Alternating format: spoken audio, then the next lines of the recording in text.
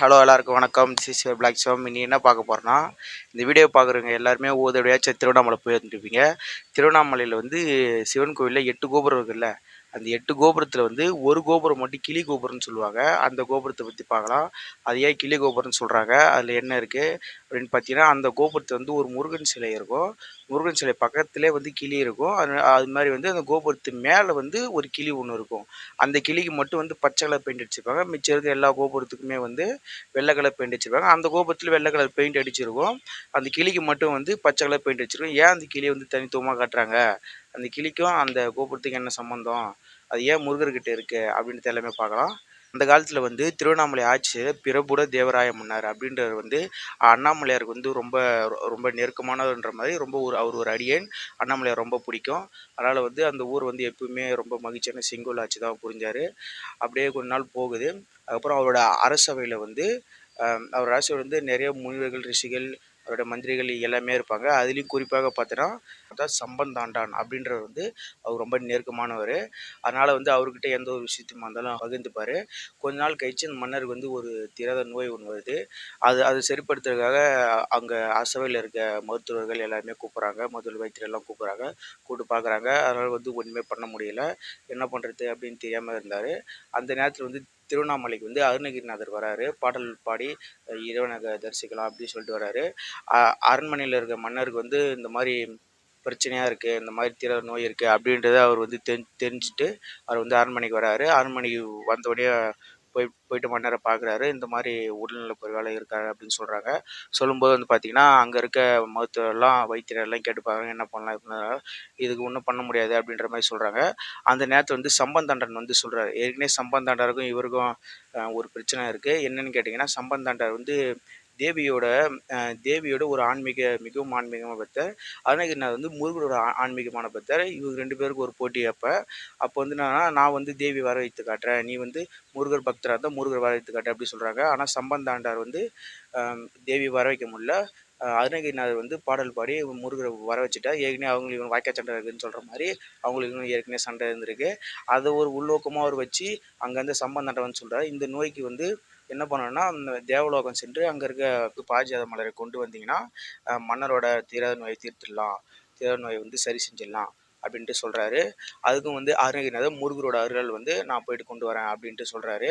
இவர் வந்து பழிவாங்க நோக்கத்தில் தான் சொல்கிறாரு. இருந்தாலும் இவர் நான் முருகனோட அருளால் நான் போயிட்டு கொண்டு வந்துடுவேன் அப்படின்ட்டு சொல்கிறாரு.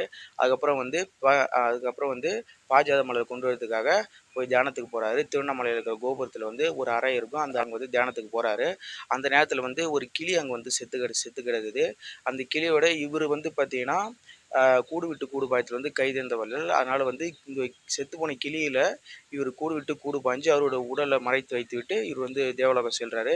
தேவலோகம் செல்லும்போது தேவலோகத்தில் இந்திரன் இருக்கிறார். இந்திரனோட கையில் போயிட்டு இந்த கிளி உட்காந்த உடனே இந்திரனுக்கு ஒன்றுமே புரியல, என்ன கிளி வந்து உட்காந்து பார்க்குறது. கிளி வந்து உற்று பார்க்கும்போது தெரியுது அவர் வந்து அருணகிரிநாதர் அப்படின்னு தெரியுது. அதுக்கப்புறம் முருகர் அவருக்கு ஆணையிட்டபடி, இந்திரனுக்கு ஆணையிட்டபடி பாரிஜாத மலர் வந்து எடுத்து வச்சிருக்காரு. பாரிஜாத மலர் வந்து அந்த கிளி அவர்கிட்டருந்து வாங்கிட்டு வந்து தேவலோகத்திலேருந்து அரண்மனையில் இருக்கிற மன்னர்கிட்ட எடுத்துன்னு கொடுத்துட்டு கீன்னு கத்தும்போது மன்னர் புரிஞ்சுக்கிறார், இது வந்து அருணகிரிநாதர் வந்து கிளி உடலில் நமக்கு பாரிஜாத மலர் கொடுக்குறாரு அப்படின்ட்டு புரிஞ்சுக்கிட்டு அதனுடைய வந்து அந்த பாரிஜாத மலரை வச்சு அவருக்கு மருத்துவம் பார்க்குறாங்க. உடல்நிலை சரியாயிடுச்சு. அதுக்கப்புறம் சம்பந்தாண்டார் வராரு. சம்பந்தாண்டார் வந்து மன்னரை பார்க்குறாரு.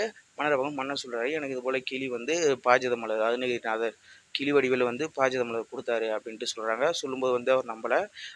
அப்போனா அருணகிரிநாதர் எங்கே அப்படின்ட்டு கேட்குறாரு. அருணகிரிநாதர் வந்து கிளி வடிவாக வந்தார் அப்படின்னு சொல்லும்போது அவர் நம்பலை. ஏன்னா சம்பந்தாண்டார் வந்து இந்த கூடு விட்டு கூடு பாயும்போது வந்து அவர் பார்த்திருந்து அவர் போனவுடனே அவரோட உடலை எடுத்து தகனம் செய்துவிட்டார். சம்பந்தன் வந்து தகனம் செய்துவிட்டார். செய்து வந்து இது வந்து மன்னருக்கு தெரியாது. அதனால் வந்து கேட்கும்போது சிரிச்சுட்டே சொல்கிறாரு, அவர் இல்லை, அவர் செத்துட்டாரு, அவர் உடலை வந்து தகனம் செஞ்சுட்டாங்க அப்படின்னு சொல்கிறாரு. அதுக்கப்புறம் அவர் வந்து நம்பவே இல்லை.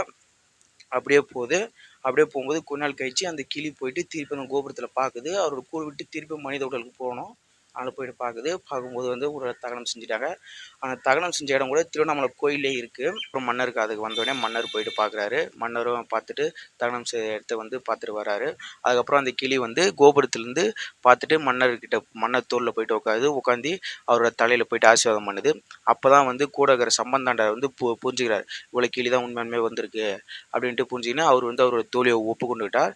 அதுக்கப்புறம் வந்து அந்த முருகர்கிட்ட வேண்டுது, இந்த மாதிரி வந்து என் உடல் வேண்டும் அப்படின்ட்டு வேண்டும்போது முருகர் என்ன சொல்கிறாருன்னா, இது நீ கிளியாகவே இருந்து எனக்கு பாடல் சொல்லுங்க முருகன் சொல்கிறாரு. சொல்லும்போது பார்த்தீங்கன்னா கிளி வந்து கந்தரனு பூதி அப்படின்ட்டு ஒரு பாடலை பாடும்போது முக்தி அடைஞ்சு முருகன் அருள் பெறுகிறார்.